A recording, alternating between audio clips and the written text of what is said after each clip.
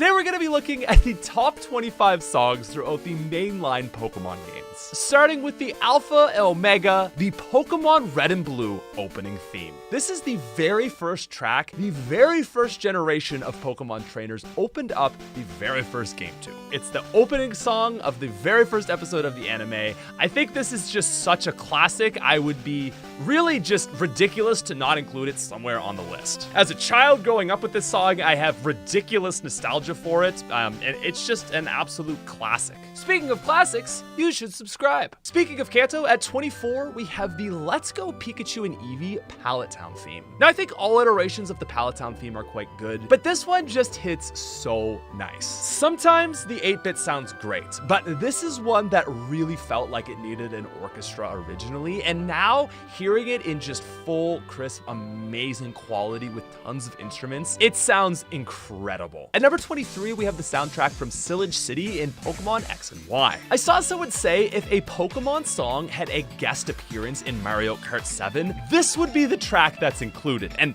that is so accurate. Just the casual yet seemingly still energetic and upbeat is so good. I'm not an overly huge fan of Pokemon X and Y or its soundtrack, but there's no denying that this is a banger. Speaking of bangers, let's talk about Gen 3. This was the first game that really managed to get a full sound to the mixes in these games, and Ruby, Sapphire, and Emerald have some of the most iconic tracks throughout the entire franchise. And Petalburg City has got to be up there for one of the best. And you know, if Ruby, Sapphire, and Emerald had good soundtracks, I think the only thing better was the remakes. Omega Ruby and Alpha Sapphire have absolute heat for tracks. So many songs that were originally amazing, just completely expanded upon, and Pseudopolis is one of my personal favorites. There is just such an immaculate vibe that is exuded throughout Hoenn, and I feel like Omega Ruby and Alpha Sapphire did a really good job to re-encapsulate that. And speaking of remakes, at number 20, we have Ecruteak City from Johto. So as a Gen 2 lover, I gotta be honest that the original has a very special place in my heart. The amount of atmosphere they were able to get out of the Game Boy Color is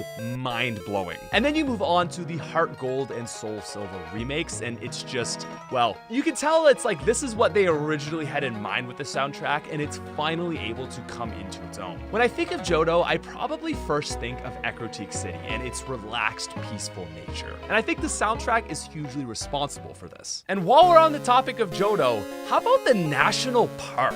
The Gen 2 version is moody, it's a little melancholy, but it's relaxed and just almost sort of wistful. The remake, on the other hand, starts with a 15-second, beautiful, over-the-top, magnificent interlude before getting into the iconic melody and original track. Making songs in 8-bit is really difficult, and you definitely lose a lot of the intention behind the track, but I think with this one, they were really able to hit that sort of middle-of-the-road feel. It's peaceful, like an old person who's lived a really happy, long, and fulfilling life. Now, also reminiscent of Johto is Mali City from Alola's Sun and Moon. It's mysterious, but adventurous. It's energetic. Such a fantastic and standout track from that game. And yet another amazing track from Sun and Moon is Hau'oli City at Night. Little jazzy, okay? Got that reharm in there.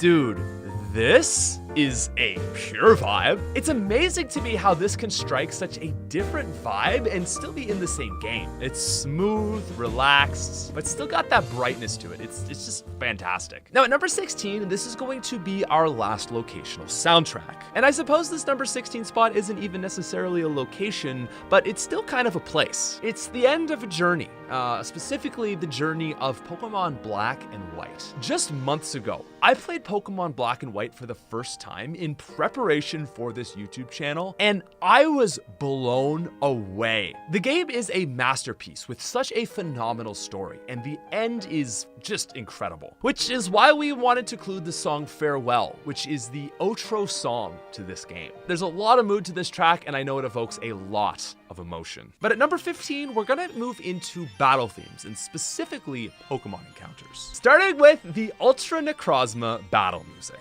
Woo! Okay, now this is where we're starting to pick up that heat.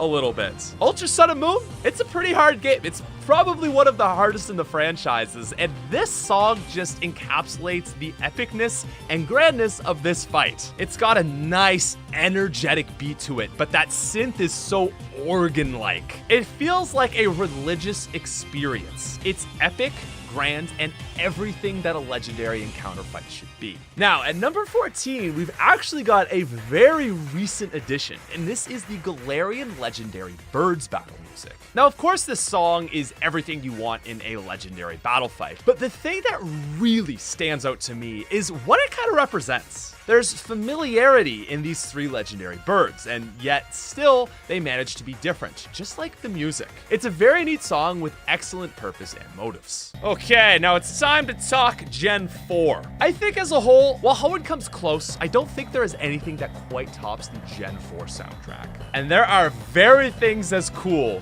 as when the Lake Guardian Trio theme drops. Whoa, this song is intense, okay? It's got a very classic Pokemon feel, but it sounds mystical. That driving bass is so hot, plucky. Oh, I feel like Doctor Strange when he gets his third eye opened up.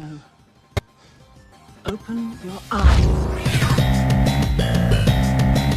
It is a great track, but not quite as good in my opinion as Diamond and Pearl's Palkia and Dialga theme. This is one of the best legendary encounter tracks of all time. The melody evokes mysticism, a wonder and awe that you are fighting like literally what, time and space? But coming in at 11 and the highest ranking battle encounter, we have Deoxys from Gen 3. So fun fact, this is actually the first Pokemon to have a theme completely exclusive to itself. You've got an electronic style sound of music mixed with bells. And basically what that is conveying is some sort of ancient technology that has just been awoken. And to me, that is the vibe that Deoxys gives off. Now, moving into number 10, these last 10 spots are going to be battle themes.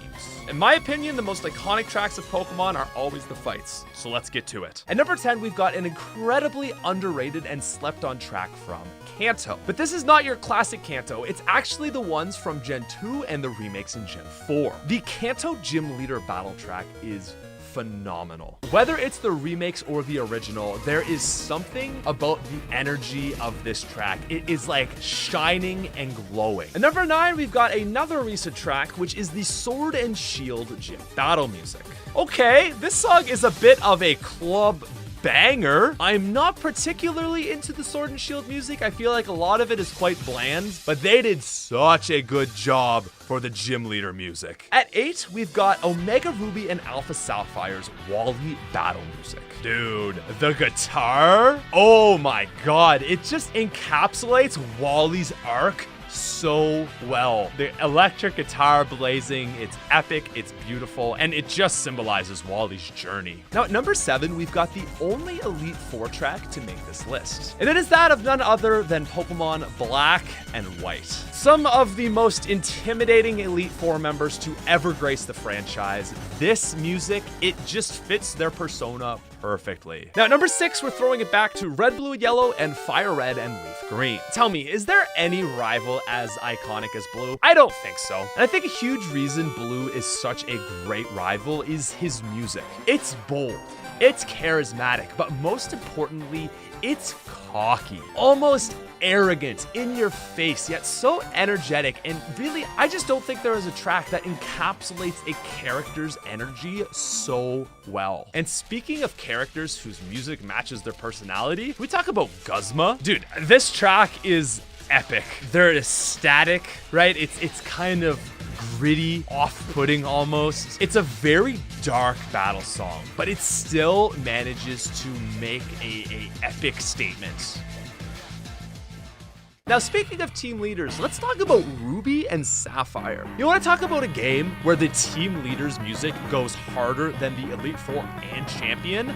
Look no further than Hoenn. They were able to make a theme that fits both an evil scientist and a pirate sound amazing. And it doesn't matter what version we're talking about. The Aurus is fuller, it's more grand, but the original, in my opinion, is just as good in its own way. Now, at number 3, we have a track that is specific to Oraz, and it is Zinnia's theme. Whoa! What? How? Why did they go so hard for this game? There is so much emotional depth to this track. The violins, dude. Do I really even need to say more? It just speaks to this grand, epic tale that is this game. This track has 19 million views on YouTube, which I think speaks for itself. Now, at number 2, we have one of the most iconic battle tracks of all time. It's featured in 4 different generations, yet made its original appearance in Gen 2. And that, of course, ladies and gentlemen, is the Lance and Red battle theme. I think the 8-bit version to begin with is amazing. It's so condensed, refined, it's just the bass melody that they could fit in, and it managed to bring such an intensity to that final battle that I feel like a lot of champion battles genuinely do not have. And then we move on to Generation 4, where it brings it up a notch. It's more grand, it's more epic. And while in some ways I feel like it doesn't quite hit as hard, it is so full now that it brings such a similar energy to the battle, and it's so cool to finally hear this not on the 8-bit system. But then it gets better. In Black and White 2, we get yet another version of this track. And then in Sun and Moon, they did it again. This one starts lower, simple, down. It's still epic, but it's toned back to perfectly reflect their changes through life. All of them are amazing in their outrights, all of them are bangers, and they are all our number 2 spot. But ladies and gentlemen, could it really be anything else for our number 1? It is, of course, the music that belongs to none other than Champion Cynthia. Thank you guys for watching, please subscribe, and I'll see you later.